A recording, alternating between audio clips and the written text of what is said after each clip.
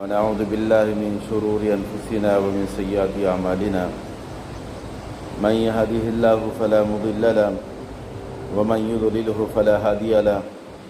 ونشهد أن لا إله إلا الله وحده لا شريك له ونشهد أن سيدنا وسندنا وحبيبنا ومولانا محمدا عبده ورسوله أما بعد قال الله تبارك وتعالى في القرآن المجيد والفرقان الحميد أعوذ بالله من الشيطان الرجيم بسم الله الرحمن الرحيم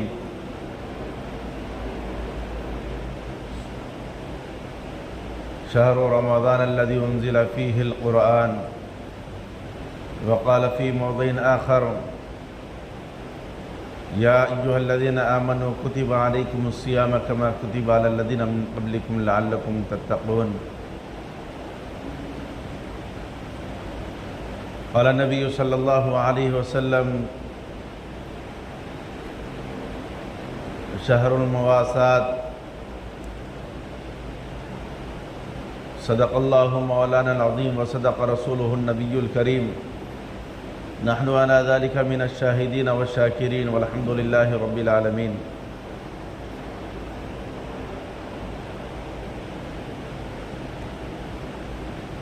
معزز بزرگوں،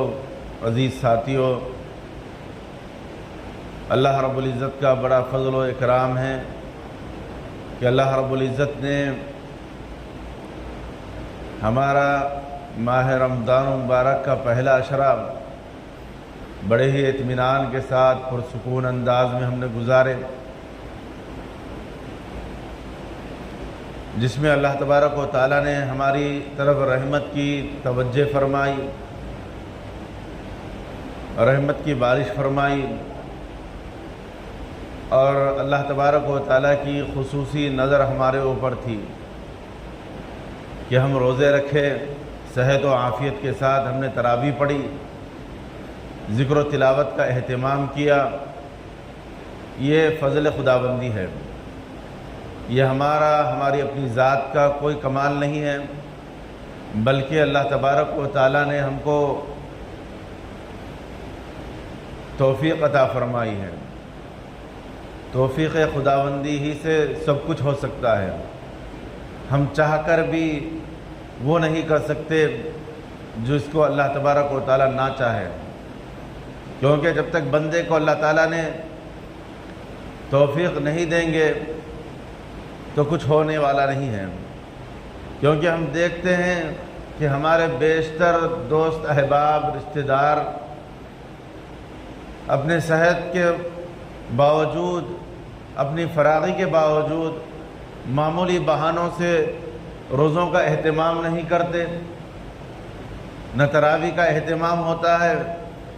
نہ ہی ذکر و اذکار تلاوت کا اہتمام ہوتا ہے۔ اسی طریقے سے جو نمازیں ہیں، 5 وقت نمازوں کا اہتمام جو اللہ تبارک و تعالیٰ نے پوری زندگی ہر دن ہر شخص کے اوپر جو مومن ہے، مسلمان ہے، ایمان والا ہے، اس کے اوپر فرض قرار دی ہے، بیشتر ایسے افراد ہیں جن کو نماز کی توفیق نہیں ہوتی، حالانکہ یہ وہ نماز ہے جس کا اہتمام اللہ کے نبی صلی اللہ علیہ وسلم نے اس انداز سے کر کے بتایا کہ 2 آدمیوں کے سہارے سے مرض الوفات میں مسجد میں گھسیٹتے ہوئے آ رہے ہیں، یعنی جس کے ہم نام لیوا ہیں، ہم جس کے امتی ہیں، ہم جس کا دم بھرتے ہیں، نبی آخر الزمان حضرت محمد مصطفیٰ صلی اللہ علیہ وسلم جو معصوم الخطا ہے، وہ اتنا اہتمام نماز کا کر رہے ہیں، لیکن آج ہم امتی ہونے کے نام لیوا ہیں، لیکن پھر بھی ہم سے نمازوں کا اہتمام ہوتا ہے، نہ ہی روزوں کا اہتمام ہوتا ہے، نہ ہی ذکر و اذکار تلاوت کا اہتمام ہوتا ہے۔ اس کے لیے ضروری ہے کہ ہم اور آپ اللہ تبارک و تعالیٰ کے حضور ہم دعائیں اور التجائیں کرنا ہے، اے باری تعالیٰ ہمیں توفیق عطا فرما کہ ہم آپ کے احکامات کی تعمیل کریں، آپ کے احکامات کو ہم پابجائی کریں، کیونکہ یہ توفیق خداوندی ہی سے ہوتا ہے۔ اللہ تبارک و تعالیٰ اور ہم کو ان چنندہ افراد میں سے منتخب فرمایا ہے جس کو اللہ تبارک و تعالیٰ مغفرت کرنا چاہتے ہیں، جس کی اللہ تعالیٰ گناہوں کو معاف کرنا چاہتے ہیں، جس کو اللہ تعالیٰ درگزر کرنا چاہتے ہیں، ان منتخب احباب میں سے ہم ہیں۔ تو اس ماہ مبارک کے اندر ہمیں خصوصی طور پر 4 کام کرنی ہے کہ جس کے ذریعے سے ہم اس ماہ مبارک کی فضیلتیں، رحمتیں، برکتیں اور سعادتیں حاصل کر سکیں، کیونکہ اللہ کے نبی صلی اللہ علیہ وسلم کا یہ معمول تھا، اور اللہ کے نبی صلی اللہ علیہ وسلم وہ کام اس ماہ مبارک کے اندر کیا کرتے تھے۔ 2 کام تو ایسے ہیں کہ جس کے بغیر چارہ کار نہیں، جس میں رضائے خداوندی ہے، جس میں اللہ تبارک و تعالیٰ کی خوشنودی ہے، جس میں اللہ تبارک و تعالیٰ راضی ہوتے ہیں۔ ایک تو یہ ہے کہ ہم اللہ تبارک و تعالیٰ کے اس ماہ مبارک کے اندر روزوں کا اہتمام کریں، اور روزے اس انداز سے رہیں کہ ہم اللہ تبارک و تعالیٰ کی رضا حاصل ہو جائے، اللہ کی خوشنودی حاصل ہو جائے، اللہ تبارک و تعالیٰ ہم سے راضی ہو جائے، یہ اہم کام ہے۔ اور دوسری چیز، اس ماہ مبارک کے اندر اللہ تعالیٰ نے فرمایا کہ یہ ماہ مبارک کے اندر قرآن کو بڑی ہی وابستگی ہے۔ اللہ تعالیٰ نے کلام پاک میں فرمایا انزل فیہ القرآن، کہ ہم نے اس ماہ مبارک کے اندر قرآن کو نازل فرمایا ہے۔ تو ہمارا کام بنتا ہے کہ اس کے اندر اہتمام کے ساتھ تلاوت کریں، اہتمام کے ساتھ ہم اس کے اندر پابندی کے ساتھ ہم تلاوت کا اہتمام کریں، کیونکہ اللہ تعالیٰ نے اس قرآن شریف کو اس ماہ مبارک سے قربت رکھی ہے، اس ماہ مبارک سے الفت رکھی ہے، تو اور اس ماہ مبارک کے اندر اللہ تبارک و تعالیٰ نے نازل فرمایا قرآن شریف کو، لہذا ہمارا اور اپنا کام ہونا چاہیے کہ ہم قرآن شریف کا دل جمعی کے ساتھ، اہتمام کے ساتھ ہم قرآن شریف کی تلاوت کریں۔ تو عزیز ساتھیوں، اس کے لیے ہمیں توفیق بھی مانگنی چاہیے، کیونکہ ہم میں سے بعض تو ایسے ہیں کہ تلاوت کرنا تو دور کی بات، قرآن شریف کو دیکھنا ہی ہم دیکھنا بھی بڑی مشکل ہوتا ہے، کیونکہ ہماری مصروفیتیں کچھ ایسی ہوتی ہیں یا ہمارے کام ایسے ہوتے ہیں کہ ہم تلاوت تو دور کی بات ہے، قرآن شریف کو ہاتھ تک نہیں لگاتے۔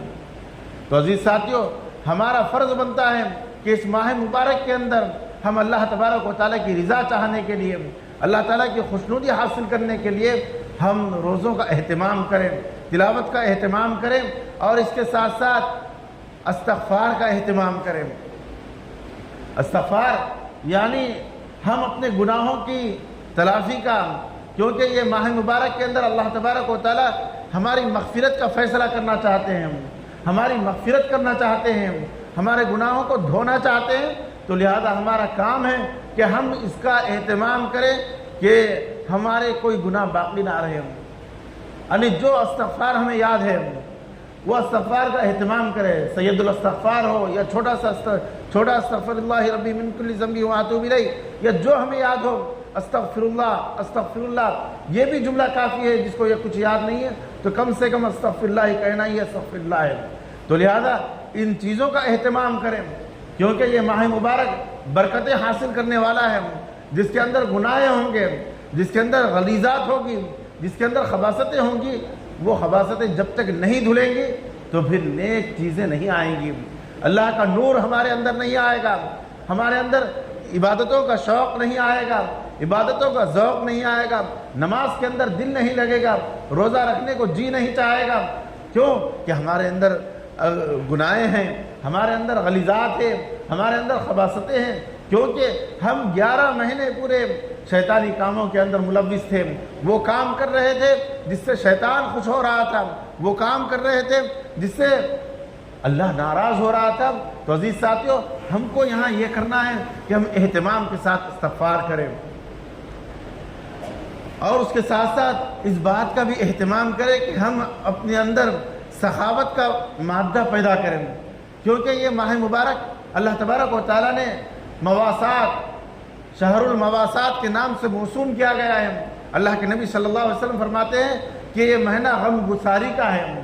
ایک دوسرے کے ساتھ خیر خواہی کا ہے، ایک دوسرے کے ساتھ ہمدردی کا ہے، لہذا اس کو 2 اعتبار سے علماء کرام نے لیا ہے کہ مواسات اس کو کہتے ہیں کہ خیر خواہی کیا جائے، سخاوت کے ساتھ دل جمعی، سخاوت کے ساتھ دل کھول کر تعاون کیا جائے، اور اپنے برادری میں ہو یا غیر غریب غربا ہو، دوست احباب ہو، ان کو تلاش کر کے ان کی ضرورتوں کو پوری کرنے کی فکر کی جائے۔ اور دوسرا ایک یہ ہے کہ شہر رمضان کے اندر ہم خود افطاری کے ساتھ ساتھ اپنے دوست احباب کا خیال رکھیں کہ وہ بھی ان کی بھی افطاری کرائیں، ان کو بھی، کیونکہ رمضان مبارک میں اگر کوئی ایک چھوارے کے ذریعے سے بھی اگر کسی کا افطار کراتا ہے، ایک کھجور کے ذریعے سے بھی کوئی افطار کراتا ہے، تو اللہ تبارک و تعالیٰ اس کو روزے کی فضیلت کا ثواب عطا فرماتے ہیں، یعنی اس کی بہت بڑی فضیلتیں ہیں۔ تو عزیز ساتھیوں، ہم اس بات کا اہتمام کریں، اس بات کی کوشش کریں کہ اللہ تبارک و تعالیٰ اگر ہمیں وسعت دی ہے اور اللہ تعالیٰ نے ہم کو طاقت دی ہے تو ہم دل کھول کر تعاون کرنے کی کوشش کریں۔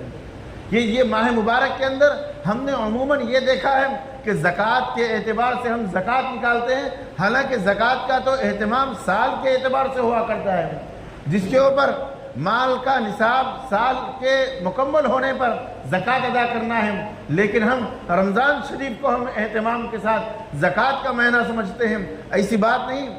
لیکن عزیز ساتھیوں، ہمارا سال اگر رمضان سے پہلے ہو گیا، یعنی 2-4 مہینے پہلے ہوگا، ہم رکے ہوئے رہتے ہیں کہ رمضان شریف آئیں گا تو ہم زکوٰۃ نکالیں گے، یہ سخاوت نہیں ہے، بلکہ یہ تو ہمارے اوپر فرض تھا۔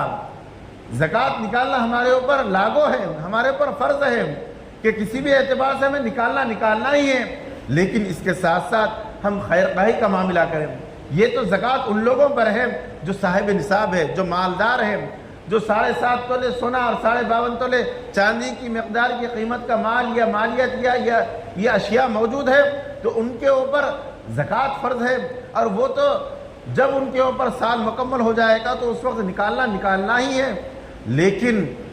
جو غریب غربا ہیں، جو روز کی مزدوری کرتے ہیں، ان کے لیے بھی ضروری ہے کہ وہ صدقہ اور خیرات اپنی استطاعت کے مطابق کم سے کم مقدار میں نکالیں، جائے کہ 1 روپیہ ہی کیوں نہ ہو، لیکن اس ماہ مبارک کے اندر نکالنے کی کوشش کریں، غیر غربا کو، غریب کو اپنے ہاتھ سے دینے کی فکر کریں، کیونکہ صدقہ کئی ایک چیزوں کا سدباب کرتا ہے، آفات و بلائیات اور مصیبتوں سے روکتا ہے، تو یہ تو نکالنا سب کے لیے ہے، لیکن جو غیر غریب ہے، غربا ہے، جو روز کی مزدوری کرتے ہیں، ان کے لیے بھی ضروری ہے کہ وہ اپنی پونجی میں سے، اپنی کمائی میں سے کچھ 1-8 روپیہ، کچھ ایسی مقدار اپنے سے مختص کریں اور ان احباب تک پہنچائیں جو اس کی مستحق ہیں۔ ہمارے مالدار احباب تو یہ سمجھتے ہیں کہ ہم زکوٰۃ نکالنے ہیں، بہت بڑا کام کیے ہیں، اب اس سے بڑا کام ہمارا ہو ہی نہیں سکتا۔ یہ زکوٰۃ تو ہمارے اوپر فرض ہے ہی، جیسے روزانہ 5 وقت نماز پڑھنا ہے، یہ ہمارے اپنے اوپر فرض ہے، کوئی ہم اللہ کے اوپر احسان نہیں کر رہے ہیں کہ ہم نماز پڑھ رہے ہیں، یہ ہمارے لیے ہے، یہ ہمارے اوپر فرض ہے۔ اللہ تعالیٰ نے ہم کو اپنی عبادت کے لیے پیدا کیا ہے، ہمارے اوپر یہ چیزیں لاگو ہے، ہمیں نماز کا اہتمام کرنا، روزوں کا اہتمام کرنا، جس طریقے سے ان چیزوں کا اہتمام کرتے ہیں، اسی طریقے سے زکوٰۃ کا نکالنے کا اہتمام کرنا، یہ بھی ہمارے اوپر فرض ہے۔ اگر ہمارے اوپر اگر کوئی ٹیکس لگ جاتا ہے تو اس کو ہم قانون کے ڈر سے ہم فوراً ادا کر دیتے ہیں، حالانکہ یہ ٹیکس نہیں ہے، یہ تو زکوٰۃ ایسی چیز ہے کہ اللہ تعالیٰ فرماتے ہیں کہ ہم مال کے اندر ہم اضافہ کریں گے۔ جو شخص زکوٰۃ نکالتا ہے اس کے مال کو پاک کر دیتے ہیں اور اس کے مال کے اندر اضافہ فرماتے ہیں۔ ہم یہ سمجھتے ہیں کہ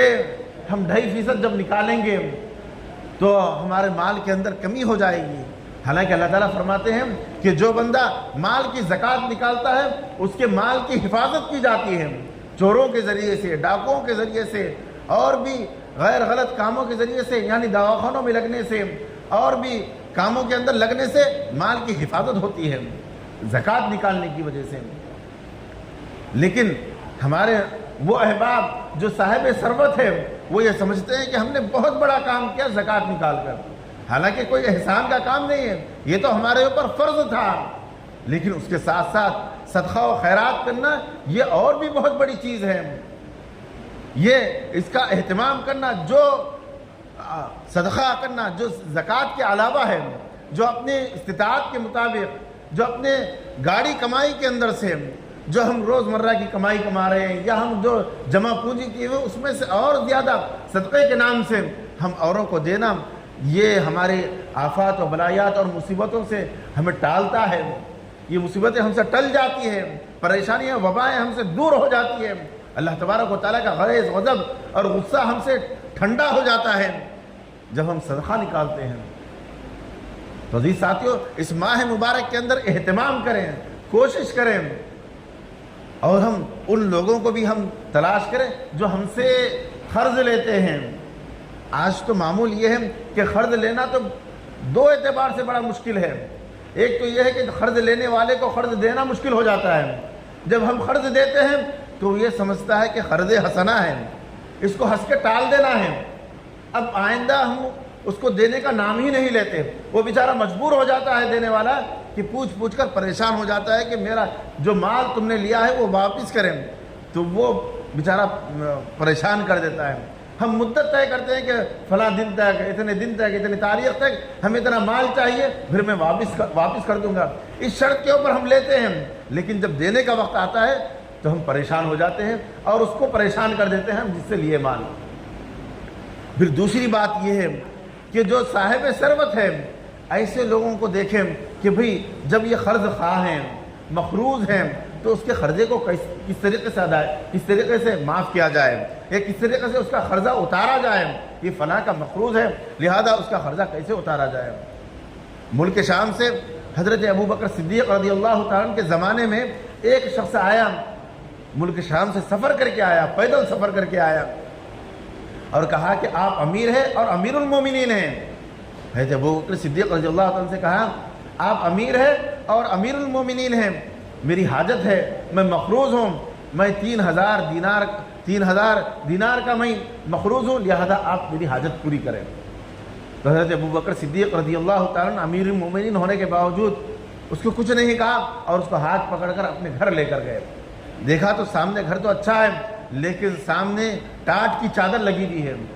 اندر لے گئے، دیکھو تو بڑی خستہ حالت ہے، کہا کہ معاف کرنا، میں تیری مجبوری پوری ادا نہیں کر سکتا۔ تو اس نے کہا کیوں نہیں، آپ تو امیر المومنین ہیں، آپ ادا کر سکتے ہیں۔ حقیقت بات یہ ہے کہ میرے پاس مال نہیں ہے اور میں ابھی فی الوقت 3 دن سے فاقے سے گزار رہا ہوں، صرف کھجور اور پانی سے میری 3 دن سے زندگی گزر رہی ہے، میرے پاس اناج نہیں ہے کھانے کے لیے، لیکن ایک کام کرو، حضرت عثمان غنی رضی اللہ تعالیٰ عنہ ان کے پاس جائیں اور جا کر کہیں کہ میں مقروض ہوں، میں مسلمان ہوں، مجھے قرض ادا کرنا ہے، لہذا آپ میری امداد کریں۔ تو اس نے کہا کیا میں آپ کا نام لوں؟ انہوں نے کہا کہ بس آپ مسلمان ہیں کہہ دینا، حضرت عثمان غنی کے پاس کافی ہے، لہذا آپ میرا نام نہ لیں تو بھی چلے گا۔ تو وہ بندہ حضرت عثمان غنی رضی اللہ تعالیٰ عنہ کا مکان تلاش کرتے کرتے پہنچا، جب دیکھا تو گھر کے پاس پہنچا، دستک دی تو گھر میں سے آواز آ رہی تھی۔ حضرت عثمان غنی رضی اللہ تعالیٰ عنہ اپنی اولاد کو غصہ کر رہے تھے کہ دودھ اور دودھ کے اندر شہد ڈال کر پی رہے ہو، ایک تو دودھ میٹھا ہے پھر اس کے اندر شہد ڈال کر پی رہے ہو، دو چیزیں جمع کر کر تم غذا کھا رہے ہو، تو کیسے ہوگا؟ تو وہ بندہ پریشان ہو گیا، ملک شام سے آیا، اس نے کہا کہ اب تو میری امیدیں ختم ہو گئی، اب میں یہ شخص اپنے گھر کے اندر خود اتنی بخالت کر رہا ہے، اتنی کنجوسی کر رہا ہے، وہ مجھے کہاں اپنی سخاوت کے دریا بہائے گا، وہ کہاں مجھے مال دے گا، وہ کہاں مجھے میری ضرورت پوری کرے گا۔ تھوڑی دیر کے بعد حضرت عثمان غنی رضی اللہ تعالیٰ عنہ باہر نکلے اور کہا کہ معافی چاہتا ہوں، کچھ گھر کے کام میں مصروف تھا، لہذا میں دروازہ کھولنے میں تاخیر ہو گئی۔ تو وہ بندہ سمجھ گیا کہ جب اس کے ابتدائی الفاظ یہ ہیں تو اس کے آگے کے اخلاق کیسے ہوں گے، یعنی اخلاق کا معیار وہ یہاں پر ناپ رہا تھا۔ تو حضرت عثمان غنی رضی اللہ تعالیٰ عنہ اس کو بٹھائے اور اس کے پاس دودھ، شہد اور کھجور کا میٹھا رکھا، تو وہ پریشان ہو گیا کہ ایک سے دوسری چیز پر اپنے افراد خاندان کو غیظ و غضب کا شکار کر رہے تھے، اب یہاں پر وہ 3 چیزیں میرے سامنے رکھ دیے۔ جب کھا کر فارغ ہوا تو انہوں نے کہا کہ کس اعتبار سے یہاں پر آنا ہوا، کس لحاظ سے میرے پاس آئے ہو؟ تو اس نے کہا میں ملک شام سے آیا ہوں، میں مسلمان ہوں، میں مخروض ہوں 3000 درہم کا، لہذا میرا قرض چکا دیں۔ تو اس سے کوئی دوسرا سوال ہی نہیں کیا حضرت عمر فاروق رضی اللہ، حضرت عثمان غنی رضی اللہ تعالیٰ نے۔ یہ ہوتی ہے سخاوت۔ آج ہم دیکھتے ہیں کہ کوئی ہمارے پاس سائل آتا ہے، کوئی ہمارے پاس پوچھنے والا آتا ہے، تو ہم اس سے پوری اس کی ہسٹری نکالتے ہیں، وہ کہاں سے آیا ہے، وہ کیا تعلق رکھتا ہے، وہ کیسے ہے۔ اللہ کی رضا کے لیے حضرت عثمان غنی رضی اللہ تعالیٰ نے اپنے غلام کو آواز دی تو وہ اونٹ پر لدا ہوا سامان بھرا ہوا تھا اس کے اندر، اور اس کے اندر پورے کھانے پینے کے سامان تھے، اور اس کے ساتھ ساتھ 600 درہم اس کو ہدیہ دیے، اور کہا کہ یہ اونٹ، یہ سامان اور یہ پیسے تو لے جا۔ تو اس نے کہا کہ مجھے 300 کی درہم تھی، یہ بولے بقیہ تیرے لیے ہدیہ ہے۔ وہ رونے لگا اور کہا کہ یہ اونٹ کیا کریں، بس لے کر چلے جا، تو پیدل آیا تھا، سوار ہو کر چلے جا۔ اس نے کہا کہ اونٹ کیسے واپس کریں، یہ اونٹ بھی تیرے لیے ہدیہ ہے۔ تو عزیز ساتھیو، یہ ہوتا ہے کام کرنے کا، صدقہ دینے کا۔ لیکن آج ہمارے پاس دیکھیں کہ صدقہ کرنے کے لیے ہم اپنے گھروں کے سامنے بڑی لائن اور قطار لگا دیتے ہیں، اور وہ دیتے ہیں جو استعمال کے بھی قابل نہیں ہوتی۔ وہ ساڑیاں تقسیم کرتے ہیں جو عورتوں کے استعمال کے قابل نہیں ہوتی، وہ زکوٰۃ میں دیتے ہیں، صدقہ بھی نہیں بلکہ زکوٰۃ کے مال سے ساڑیاں لاتے ہیں ہم، وہ کپڑے لاتے ہیں جو استعمال کے قابل نہیں ہوتے، وہ ہم تقسیم کر فوٹویں لیتے ہیں، سیلفی لیتے ہیں، اور بھی بڑے بڑے کام کرتے ہیں۔ تو عزیز ساتھیو، ہم دیکھیں، ہم امت محمدیہ صلی اللہ علیہ وسلم کے ہونے کے ناطے ہم نبی رحمت صلی اللہ علیہ وسلم کے صحابہ کرام کی سخاوت کو دیکھیں، ان کے کام کو دیکھیں۔ نبی رحمت صلی اللہ علیہ وسلم اس ماہ مبارک کے اندر جود و سخا کے دریا بہاتے تھے، اور اللہ کے نبی صلی اللہ علیہ وسلم صحابہ کو کوئی اگر شخص آتا اور وہ یہ سوال کرتا کہ اے اللہ کے نبی صلی اللہ علیہ وسلم مجھے مال چاہیے، اگر وہ بڑی سے بڑی رقم کا سوال کرتا یا بڑی سے بڑی چیز کا بھی سوال کرتا، تو اللہ کے نبی صلی اللہ علیہ وسلم اس کو انکار نہیں کرتے بلکہ اس کی حاجت کو پوری کرتے تھے۔ تو آج ہم اپنا مزاج دیکھیں، آج ہم اپنے حالات کو دیکھیں کہ ہم کس طریقے سے ہم اپنے سائلین کا اور محتاج لوگوں کا اور اپنے غریب خاندان کے افراد کا کس طریقے سے ہم ان کی ضرورتیں پوری کرتے ہیں، کس طریقے سے ہم ان کی تمام حاجتوں کو پوری کرتے ہیں۔ اس بات کا ہمارے اوپر کل قیامت کے دن سوال کیا جائے گا، اس کے اوپر سوال اٹھایا جائے گا ہمارے اوپر کہ تمہارے ماتحت یا تمہارے رشتہ دار یا تمہارے متعلقین وہ احباب تھے جن کی ضرورتیں تم پوری کر سکتے تھے، لیکن کیا ہے کہ تم نے کیا ضرورتیں پوری کی، کیا تم نے ان کی حاجتیں پوری کی، کیا تم نے ان کے گھر بار کا خیال کیا، کیا تم ان کے اولاد کا خیال کیا؟ اس بات کے بارے میں ہمیں سوال کیا جائے گا۔ اور یہ ماہ مبارک بڑا ہی محتمم بالشان مہینہ ہے، اس کے اندر ایک کا اللہ تبارک و تعالیٰ 70 کے برابر ثواب دیتے ہیں، اور ایک روایت میں آتا ہے کہ 700 گنا بڑھا دیتے ہیں۔ تو لہذا ہم دل کھول کر اپنے ان متعلقین تک پہنچے اور ان کی ضرورتیں پوری کریں، ان کی حاجتیں پوری کریں اور ان کے تمام مسائل کو حل کریں، اور اس کے ساتھ ساتھ جو سائلین آتے ہیں ان کو خالی نہ چھوڑیں بلکہ کچھ نہ کچھ دے کر بھیج دیں، کیونکہ اللہ تبارک و تعالیٰ صدقے کے ذریعے سے ہماری بیماریوں کو، ہماری آفتوں کو، اپنی بلائیوں کو دور کرتے ہیں، لہذا ہم ان چیزوں کا اہتمام کریں۔ اور اللہ کے نبی صلی اللہ علیہ وسلم نے اس ماہ مبارک کے اندر تلاوت کا بڑا ہی اہتمام کیا کرتے تھے،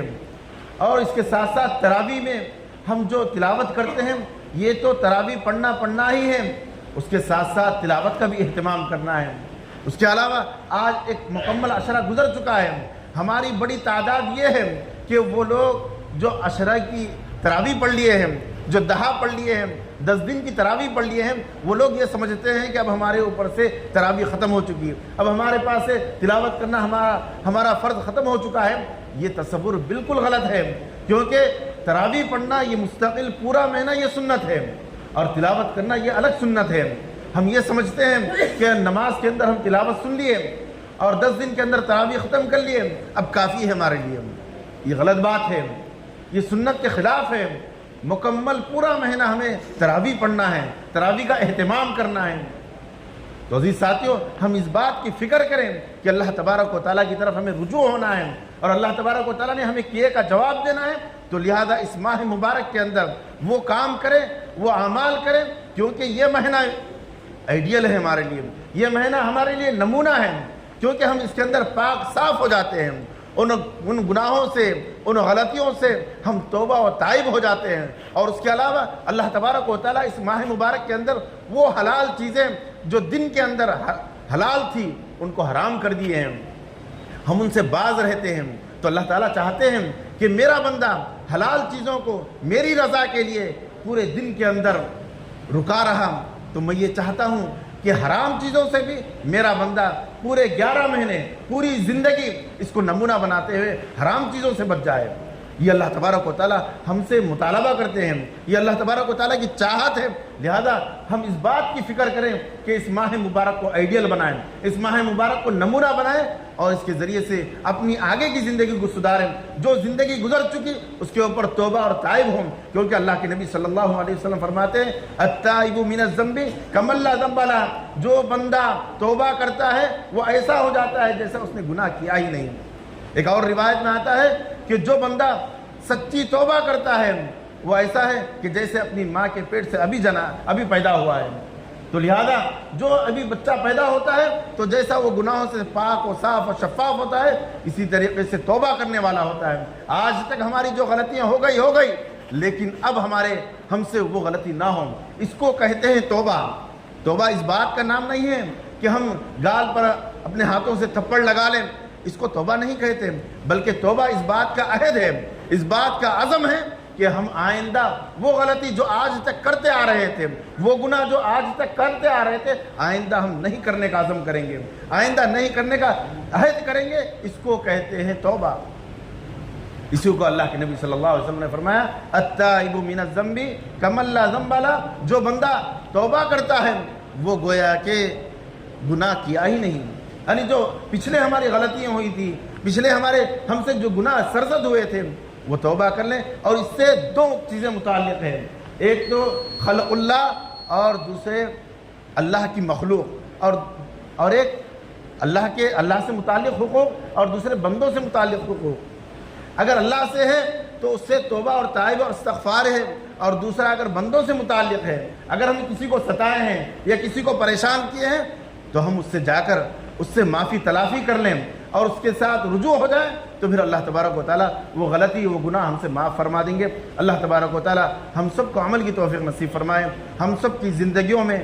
شب قدر نصیب فرمائیں، اور اس ماہ مبارک کی برکت سے ہم سب کی مغفرت فرمائیں، اور اس مغفرت والے عمومی بخشش کے اندر ہمیں بھی اس فہرست کے اندر شامل فرمائیں۔ آمین۔ وما علینا الا البلاغ۔ جو احباب سنت نہیں پڑھے سنت پڑھے۔